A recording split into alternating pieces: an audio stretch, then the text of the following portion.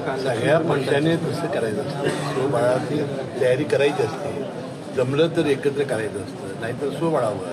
पण तो झेंडा हा युतीचा. नमस्कार, मी अक्षय जागीरदार आणि आपण पाहत आहात सकलन.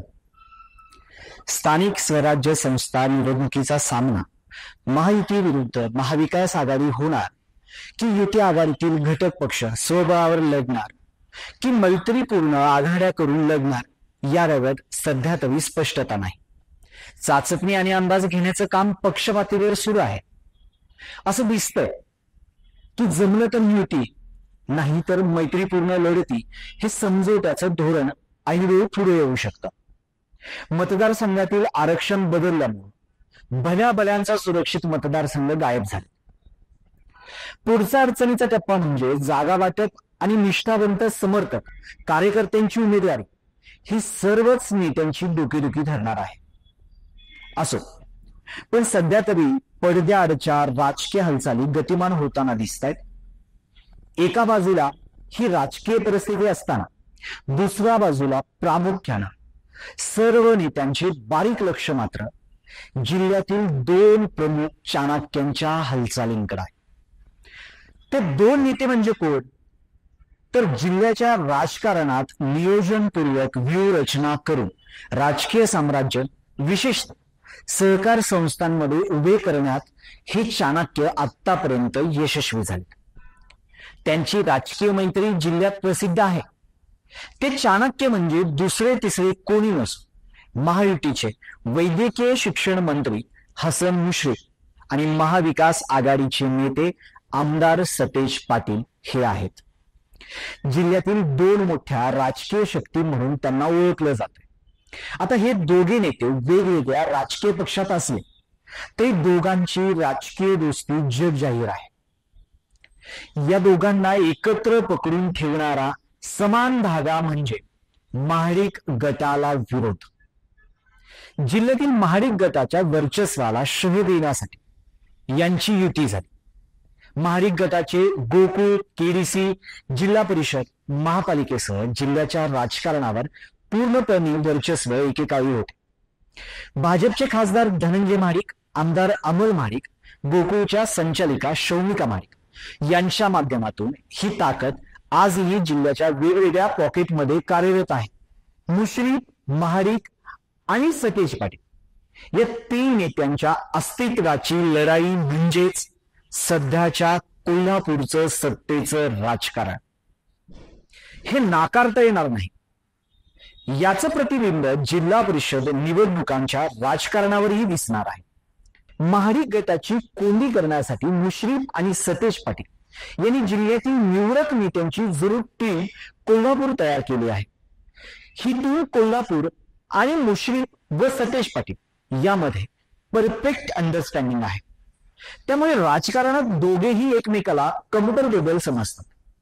सध्या परिस्थितीत मुश्रीफांना स्ट्रॉंग करण्यासाठी दोस्ताची मूक संमती असते अशी राजकीय जाणकारांची खात्री आहे. गेल्या 3-4 महिन्यातील राजकीय संघर्षातील घडामोडीतून हे स्पष्ट झालं. गोकुळमध्ये डिबेंचर प्रकरणाचं वादळ शौमिका वहिनींनी उठवलं. गोकुळमधील महाडिक विरोधी नेत्यांनी ते शांत केलं. परंतु आगामी स्थानिक स्वराज्य संस्था निवडणुकीत या एकसंधेचा कस लागेल. कारण जिल्हा परिषद, महानगरपालिका, नगरपालिका, पंचायत समिती या निवडणुका जसजशा जवळ येत आहेत तसतसे दुसऱ्या फळीतील नेत्यांची आणि कार्यकर्त्यांची तगमग दिवसेंदिवस वाढते. या गदारोळात आपल्या टिकावं लागेल की नाही, आपलं नक्की स्थान कुठं आहे हे ते शोधतायत. या निमित्तानं पुढे वातावरण तापत जाईल. शह का शह आणि कुरघोडीचं राजकारण सुरू होईल. राजकीय संबंध हे मैत्रीपेक्षा शत्रुत्वावरच जास्त अवलंबून असतात. शत्रूचा शत्रू म्हणजे आपला मित्र या थेरीवर निवडणुकीचं राजकारण सुरू असतं. मग त्यासाठी सत्तेचा नवा डाव मांडला जाईल, नवीन समीकरणं तयार होतील. परंतु सध्या महायुती आणि महाविकास आघाडीतील इच्छुकांमध्ये निवडणूक उमेदवारीसाठी तुंबळ हाणामारी पाहता दोस्ती की कुस्ती होणार हे आत्ताच सांगता येत नाही. पण जंगी कुस्त्यांचा मोठा फड रंगणार हीच शक्यता अधिक आहे. प्रत्येक तालुक्यातील विविध राजकीय पक्षात विशेषतः महायुतीत बड्या नेत्यांची संख्या इतकी झाली आहे की या नेत्यांमध्ये राजकीय समन्वय आणि ताळमेळ राखणं तेवढं आता सोपं नाही. कारण मागील विधानसभा निवडणुकीतील राजकीय हिशोब एकमेकांना चुकते करायचे आहेत. उदाहरण द्यायचं झालं तर करवीर विधानसभा मतदारसंघात शिवसेना एकनाथ शिंदे गटाचे आमदार चंद्रदीप नरके व पूर्वाश्रमीचे काँग्रेसचे राहुल पाटील यांच्यात लढत झाली होती. अत्यंत अल्प मताने चंद्रदीप नरके विजयी झाले. विधानसभा निवडणुकीनंतर राहुल पाटील महायुतीतील राष्ट्रवादी अजित पवार गटात आले. या विधानसभा मतदारसंघात स्वर्गीय पी.एन. पाटील यांना मानणारा एक मोठा मतदार वर्ग आहे. महायुतीतील जनसुराज्य पक्षाचे आमदार विनय कोरे यांचाही प्रभाव या क्षेत्रातील काही मतदारसंघात आहे. करवीर तालुक्यात जिल्हा परिषदेचे सर्वाधिक 12 मतदारसंघ आहेत. परिणामी या ठिकाणी नरके, पाटील, कोरे या पारंपरिक विरोधकांमध्ये जागा वाटपांवरून होणारा संघर्ष अटळ असेल. अशीच ताणतणावाची परिस्थिती राधानगरी, कागल आणि हातकणंगले, शिरोळ, चंदगड विधानसभा मतदारसंघात आहे. कागलमध्ये मुश्रीफ, मंडलिक, समरजित घाटगे व संजय राणा घाटगे असे 4 पॉवरफुल गट आहेत. आजरा, गडहिंग्लज या नेत्यांच्या आधिपत्याखाली येतो. महायुतीतील मुश्रीफ व मंडलिक यांच्यामध्ये काहीही संवाद दिसत नाही. या दोन नेत्यांमध्ये सध्या दिसणारी शांतता सर्व काही सांगून जाते. समरजित घाटगे विधानसभा निवडणुकीनंतर पूर्णपणे शांत आहेत. अद्याप त्यांनी आपला पत्ता ओपन केलेला नाही. राधानगरी, भुदरगड मध्ये मुश्रीफ, आबिटकर, मंडलिक, माजी आमदार के.पी. पाटील, ए.वाय. पाटील हे महायुतीतील मातब्बर नेते. या ठिकाणी काँग्रेसचे स्थान नगण्य आहे. पण महायुतीतील नेत्यांमध्ये प्रचंड अंतर्गत संघर्ष आहे. या तालुक्यांमध्ये विधानसभेचं आणि स्थानिक स्वराज्य निवडणुकांमध्ये नेत्यांमधील समीकरण नेहमीच वेगळं राहील. हातकणंगले, शिरोळमध्ये महायुतीचं प्रचंड वर्चस्व दिसतं. करवीर तालुक्याप्रमाणे हा मोठा जिल्हा परिषद मतदारसंघ आहे. भाजपचे प्रकाश आवाडे, आमदार राहुल आवाडे, महाडिक, हळवणकर, विनय कोरे, आमदार अशोकराव माने आणि विशेष म्हणजे खासदार धैर्यशील माने यांचं वर्चस्व या भागावर आहे.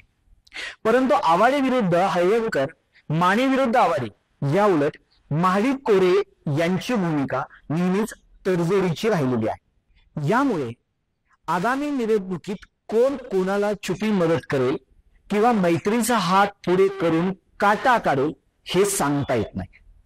कोल्हापुरी भाषेत आगामी स्थानिक स्वराज्य निवडणुका म्हणजे जंगी कुस्त्याचं मैदान. इथं दोस्ती असे, कुस्ती असेल किंवा नुरा कुस्तीचा प्रयोग देखील असू शकेल. सत्तेचं राजकारण नेहमीच विचित्र असतं, ज्याला आपण पॉवर पॉलिटिक्स म्हणतो. कुठलीही सत्ता, मग ती जिल्हा परिषदेतील असो, महापालिका, नगरपालिका, नगर पंचायतीमधील असो, सहकारी संस्थांमधील असो, सत्तेचा अंकुश आपल्यासारख्या समविचारी नेत्यांकडे असला पाहिजे हे सत्तेचं राजकारणामागील मुख्य सूत्र असते. सत्ताकारणात पक्षीय तत्व आणि पक्षीय विचारधारा कधीच विचारात घेतल्या जात नाहीत. मग एक गोष्ट होईल की नेता प्रथम आपले स्वतःचे राजकारण पाहतो, त्यानंतर तो आपल्या गटांकडे देतो, मग कार्यकर्ता, शेवटी पक्ष आणि युती अथवा आघाडी अशी क्रमवारी दुर्दैवानं सध्याच्या राजकारणात दिसून येते. याचेच प्रतिबिंब स्थानिक स्वराज्य संस्थेच्या निवडणुकीत उमटेल का? त्यांच्यात दोस्ती राहणार की कुस्त्या होणार हे आता लवकरच समजेल. हा व्हिडिओ आपल्याला कसा वाटला हे आमच्या कमेंट बॉक्समध्ये नक्की कळवा. हा व्हिडिओ आवडला असेल तर आमच्या सकलम चॅनलला लाईक, शेअर आणि सबस्क्राईब करायला विसरू नका. धन्यवाद.